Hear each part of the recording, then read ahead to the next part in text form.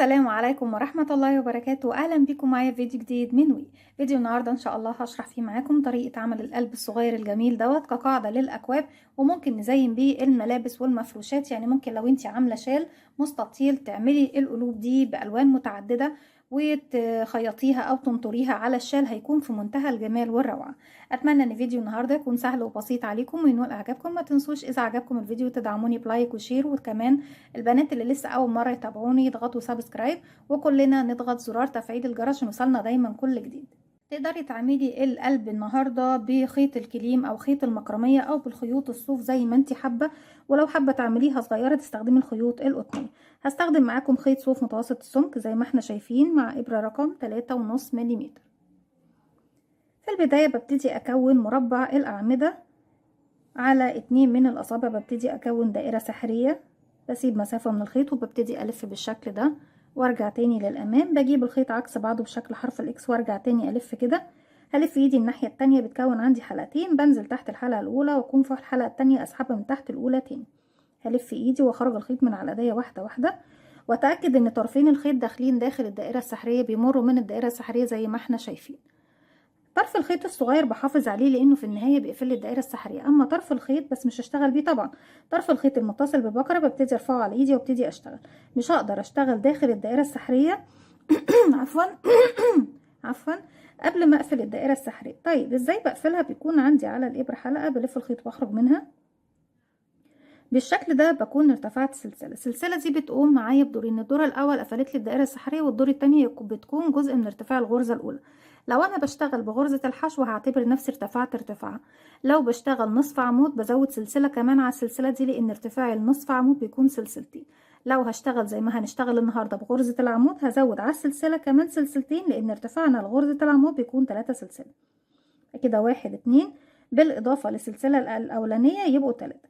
هشتغل كمان جنب الثلاث سلاسل دول وبعتبرهم اول عمود بلفه عندي. هشتغل كمان 2 عمود بلفه. ازاي بشتغله؟ بيكون عندي على الابره حلقه، بلف الخيط بيكون معايا حلقتين، هدخل فراغي داخل منتصف الدائره السحريه، اسحب الخيط واخرج. عندي على الابره 3 حلقات، هلف الخيط واخرج من حلقتين، يتبقوا 2 هلف الخيط واخرج منهم. كده ده تاني عمود، تالت عمود. بعد كل 3 عمود باخد سلسلتين وبكون 4 مجموعات، كل مجموعة فيها 3 عمود. كده دي المجموعة الأولى خلاص خلصت. بعديها 1 2 سلسلة. بعد كل 3 عمود باخد سلسلتين. نروح نكون المجموعة التانية فيها 3 عمود. 1 2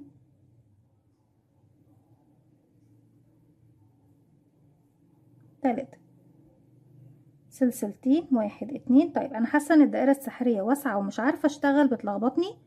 طرف خيط البداية بشده، بضيق المركز أو المنتصف زي ما أنا عاوزة. هروح أكون المجموعة رقم 3 فيها 3 عمود. 1 2 3 سلسلتين. بعد كل 3 عمود 1 2. آخر مجموعة رقم 4 مكونة من 3 عمود. 1 2 3. طيب كده خلصنا المجموعات الأربعة. بشد خيط البداية خالص، بقفل منتصف المربع. طيب الزاوية رقم 4 فين؟ باخد سلسلتين بعد 3 العمود الأخرانيين. 1 2. بروح لتالت سلسلة ارتفاع. 1 2 3 بدخل فيها، وهخلي معايا كمان خيط البداية على الإبرة، وألف الخيط وأخرج من الحلقات دي ومن الحلقة اللي عندي على الإبرة بغرزة منزلقة. طيب بالنسبة طبعا لمربع الأعمدة مش زي مربع الجيراني. مربع الأعمدة بشتغل فوق كل الفراغات اللي بتقابلني. مربع الجيراني احنا بنشتغل بس فوق الفراغ اللي بيكون فوقيه سلاسل، يعني الأعمدة ما بشتغلش فيها. لكن مربع الأعمدة جاي من اسمه ان انا بشتغل فوق الأعمدة. بما اننا هنشتغل فوق الأعمدة يعني فوق العمود الأول ده هرتفع 1 2 3 وبعتبره أول عمود. فوق العمود رقم 2 بشتغل عمود. فوق العمود رقم 3 بشتغل عمود. بدخل تحت حرف الفي، بيكون معايا خيط البداية بخفيه معايا ايه تحت الغرز. كده اشتغلنا على كل عمود من الأعمدة عمود زيه. وصلنا للسلسلتين، هشتغل جواها ايه؟ هشتغل 2 عمود. 2 سلسلة، 2 عمود بلف، 1 تاني في نفس الفراغ 2، ارجع 2 سلسلة، 1 2، وتاني في نفس الفراغ بشتغل 2 عمود بلف، 1 2، ارجع فوق ال3 عمود بشتغل 3 عمود زيهم، 1 2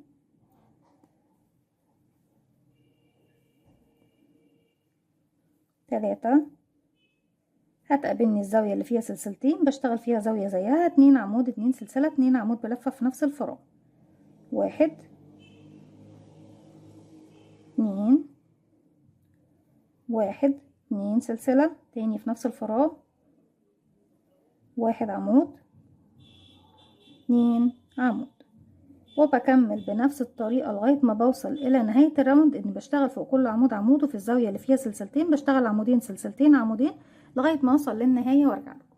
رجعت لكم تاني في نهاية السطر. عندي هنا اشتغلت فوق السلسلتين 2 عمود، سلسلتين 2 عمود، وفي ثالث سلسلة ارتفاع بقفل بغرزة منزلقة. طيب السطر اللي جاي دوت ببتدي اشتغل فوق الزوايا في البداية، همشي بمنزلقة بس لغاية الزاوية الاولى دي كده، 1 2 3 4 5. فوق الزاوية هنا هرتفع سلسلة وهشغل غرزة حشو، بدخل اسحب الخيط واخرج، معايا حلقتين هلف الخيط واخرج منهم بغرزة حشو، هاخد سلسلة.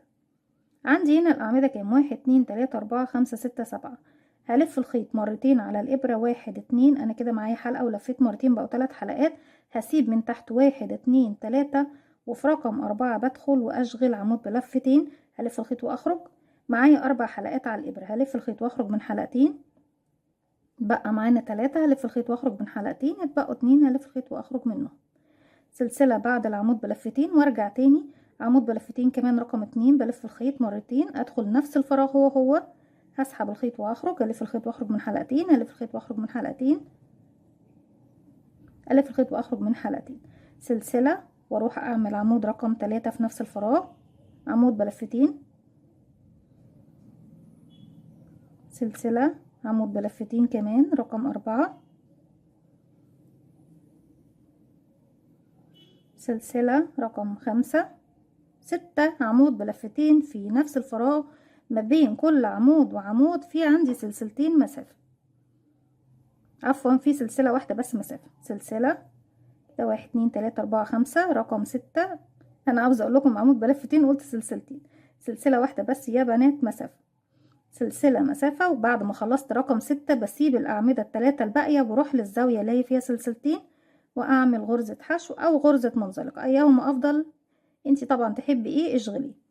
بعد كده هاخد سلسلة واكرر اللي عملته في المكان ده، هلف الخيط مرتين على الابرة واسيب 1 2 3، وفي رقم 4 هعمل 6 عمود ب2 لفة، بعد كل عمود وعمود فيه سلسلة مسافة، 1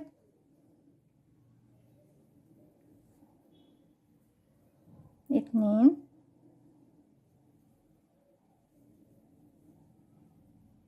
3 4 5 6 والاخير، وبعد منه كمان في سلسلة، نلاقي الزاوية هروح اقفل فيها بغرزة حشو كده. القلب يعني بصوا القلب نفسه اكتمل، لكن انا لسه اخر سطر معايا ما اكتملش. هرتفع 1 2 في نفس الفراغ اللي انا فيه. ارتفعت ليه 2؟ لان غرزة الحشو نفسها ارتفاعها سلسلة بمثابة سلسلة، وبعتبر ان انا ارتفعت بعدها سلسلتين، يعني اشتغلت عمود بلفة في الفراغ ده. هلف شغل الناحية التانية، هلاقي السلسلتين هشتغل فيهم 2 عمود بلفة، عفوا هلاقي السلسلة بردك هشتغل فيها 2 عمود بلفة، 1 كمان في نفس الفراغ 2، مش عارفة ليه جاي معايا سلسلتين مع ان هي سلسلة واحدة. فوق العمود بشتغل عمود 1، فوق السلسلة بشتغل 2 عمود، 1 2، فوق العمود بشتغل عمود لغاية ما اوصل لاخر عمودين. العمود ده يعني السلسلة العمود السلسلة العمود، مش هشتغل فيهم، هشتغل فيهم حاجة تانية يعني هنشوف دلوقتي. سلسلة فوقيها عمودين،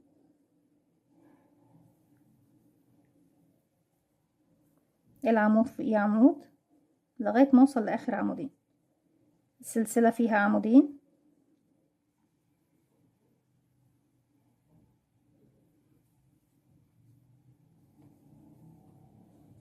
عمود فوقيه عمود،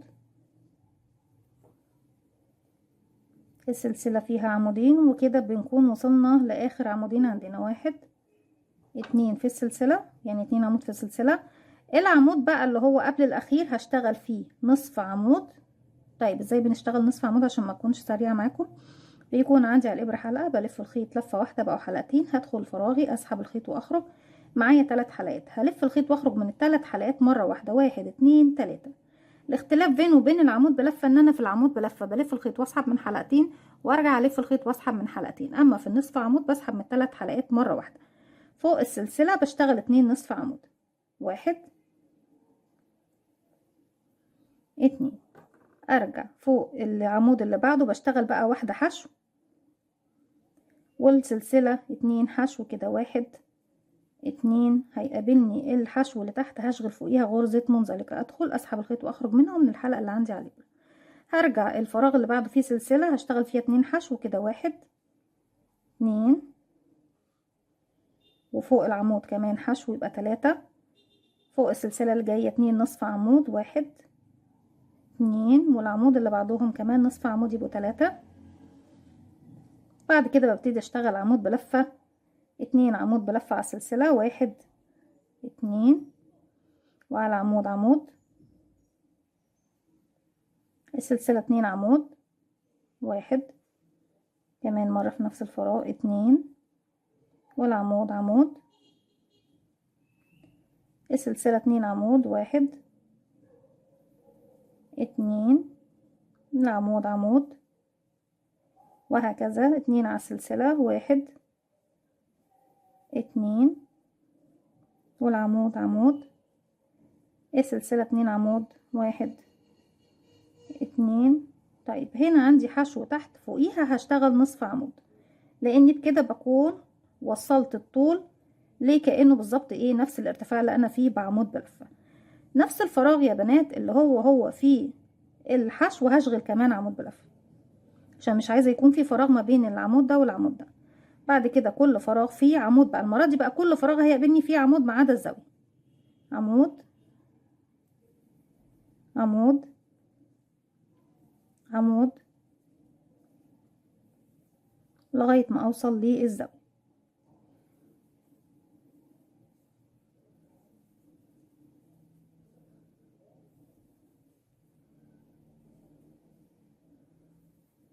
كده وصلنا للأعمدة، خلصناها كلها اللي قبل الزاوية. في الزاوية هشتغل في نفس الفراغ اللي فوق السلسلتين 3 عمود بلفة في نفس الفراغ. 1 تاني في نفس الفراغ. 2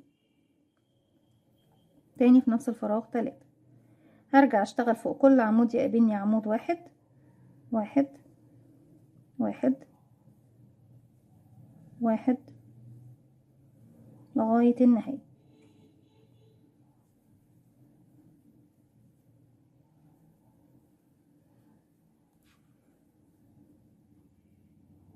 كده وصلت لاخر عمود.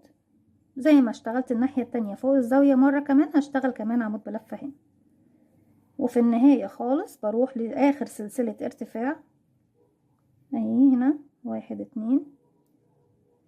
بقفل هنا بغرزة منزلقة بالشكل ده اهو. ابتدي اسحب الخيط واخرج من الحلقة اللي عندي على الابرة، واي خيط طبعا زيادة بقصه او بسحبه في الخلف واخفيه تحت الغرز. بالشكل ده بنكون وصلنا لنهاية القلب او نهاية الفيديو النهاردة. زي ما احنا شايفين احنا ممكن نكون مفرش كامل، نعمل مجموعة من القلوب وتبتدي تشبكيها من المنطقة دي كده، تخيطي بالخيط والإبرة أو بغرزة المنزلقة وتشبكي مجموعة من القلوب 4. يعني ممكن نشبك 4 أو 5 أو 6 على حسب الشكل اللي انت حباه. بيكون بردك مفرش القلوب في منتهى الجمال وروعة.